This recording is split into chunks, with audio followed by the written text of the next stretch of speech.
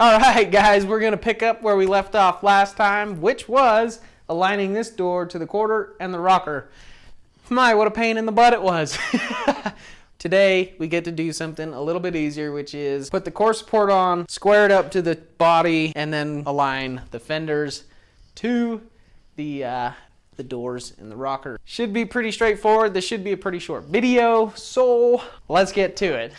If you remove your old core support, chances are your old bushings are roached, to say the least. So it's always a good idea to get some new core support bushings. These are kind of universal ones that I got off of Amazon.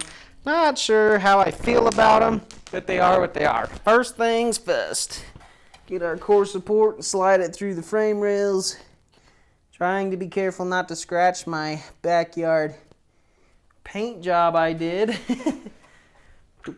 Oh! The idea is to mount the core support loosely to the chassis. That way we can either move it forwards or backwards or side to side, whatever we need to do.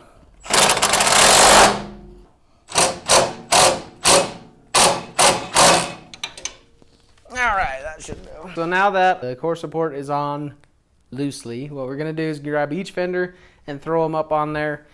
And that will help us get our forward and back. And the nice thing about these Malibu fenders, they hang relatively well. You don't need a lot of support from their friends.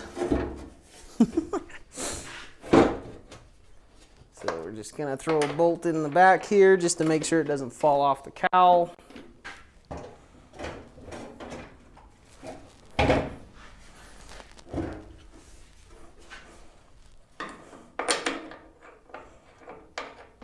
Now that everything is kind of loosely in place, we can kind of check our gaps to see if the core support needs to either move away or move back, and then we'll check for squareness this way, so our hood should fit between the fenders.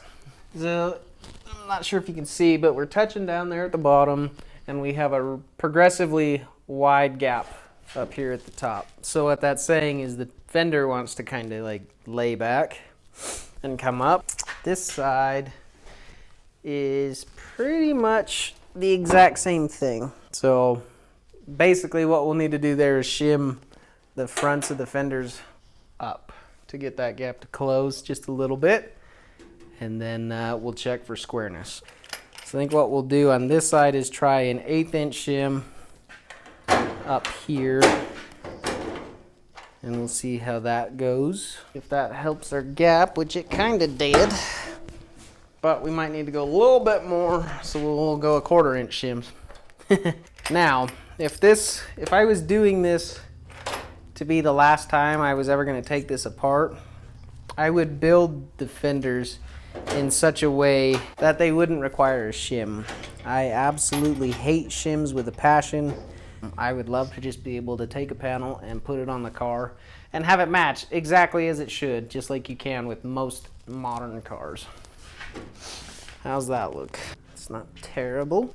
This side actually looks way better than the other one, so that's kind of crappy. I haven't even put shims under here. So this side, probably gonna need roughly the same amount of shims as the other side. That side might need 1 or 2 more.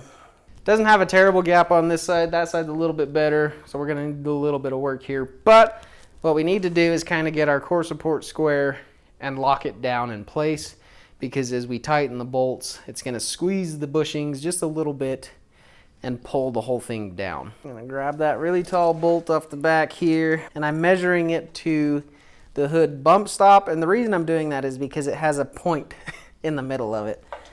So we are 70 and 3/16. Oof, we are 70 and a half. So we are just over, we are 5/16 longer on this side. So what that means is the front end needs to go to the passenger side just a skosh. That was probably more than it needed, but whatever. That put us at 70 and 5/16 on this side. Holy crap, dead on the money. 70 and 5/16.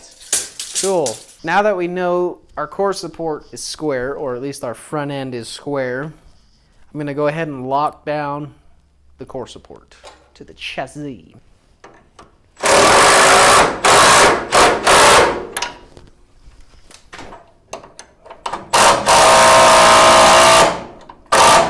So that's solid there. Now it probably really screwed up our gaps in the back. Yes, it did. Well, this side is actually decently happy. I think if anything, I might bump this side up just a little bit. But there is also damage in the door over here, so you kind of get a false reading. So maybe we'll just leave this side alone for a minute. But this side, it's got a pretty gnarly gap at the top, which we don't want that. So we're gonna add another 1/8 inch of shims here. On old cars like this, it's pretty normal to have that much shim in it. Now, like I said, you can compensate a little bit for shimming like the core support bushings themselves, which I probably will do that at a later date. But this at least gets the point across. That's better.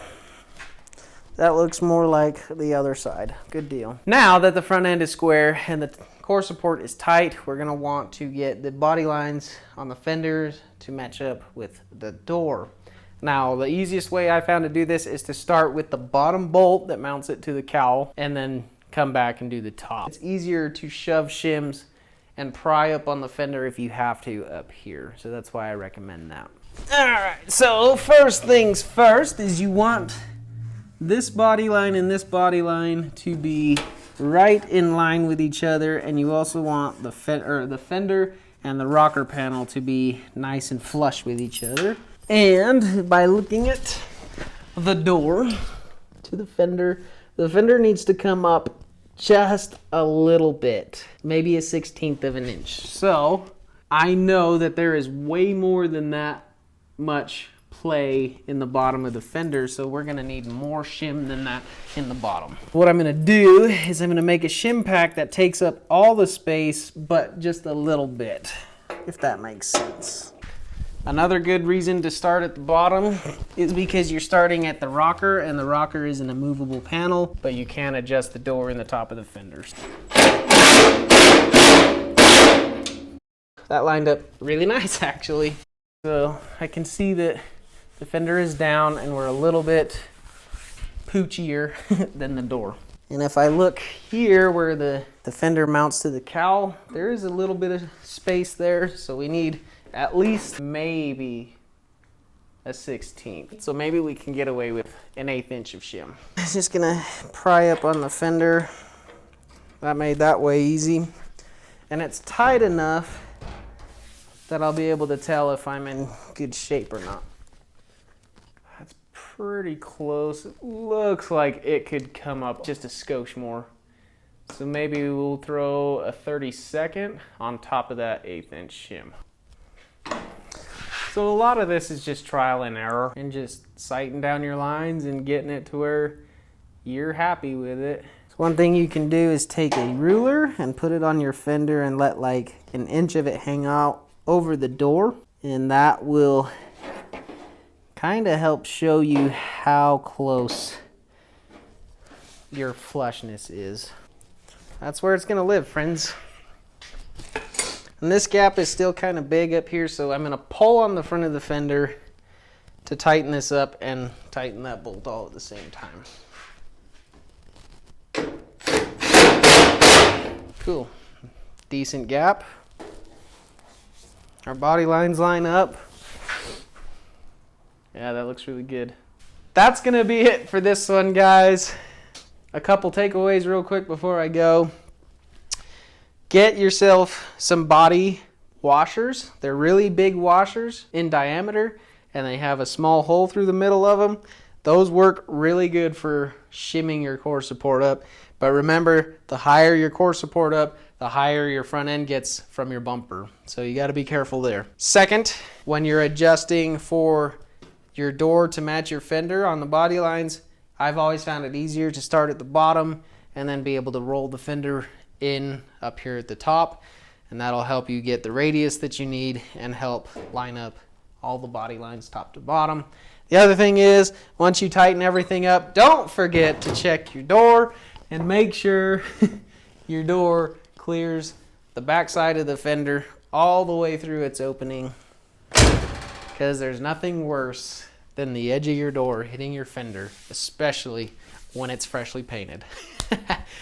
Anyway, thank you so much for watching these videos. I'm so glad you were here with me today, and I'm so thankful for the support that everybody is showing this channel. It means the world to me, and I have plenty more to come. Again, thank you. We'll see you on the next one.